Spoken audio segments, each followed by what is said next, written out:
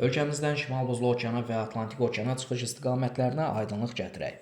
Bakı limanından hərəkətə başlayırıq Xəzər dənizi vasitəsilə şimala doğru Volqa çayına, Volqa çayı ilə də şimala doğru Rubinsk su anbarına, buradan müxtəlif kanallarla Onega gölünə, Onega gölündən Belomor kanalı vasitəsilə Ağdənizə, Ağdənizdən də Şimal Buzlu okeana çıxa bilərik.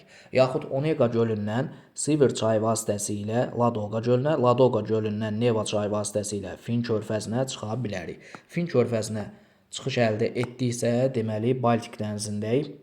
Baltik dənizindən də müxtəlif boğazlar vasitəsilə Zund, Böyük Belt, Kiçik Belt, Kattegat, Skagerrak boğazları vasitəsilə Şimal dənizinə çıxa bilərik və Şimal dənizinə də çıxmışıqsa, deməli Atlantik okeana çatmışıq. Növbəti istiqamət isə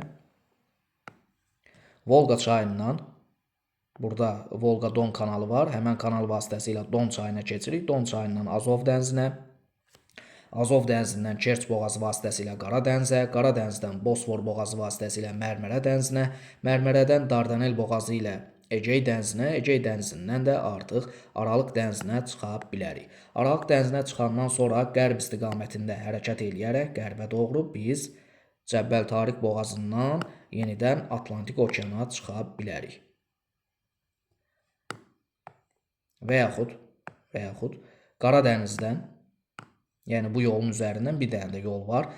Dunay çayı vasitəsilə, Dunay çayı ilə hərəkət eləyərək biz Dunay Reyn-Main kanalından keçərək Reyn çayından da hərəkət eləyərək Şimal dənizinə çıxa bilərik.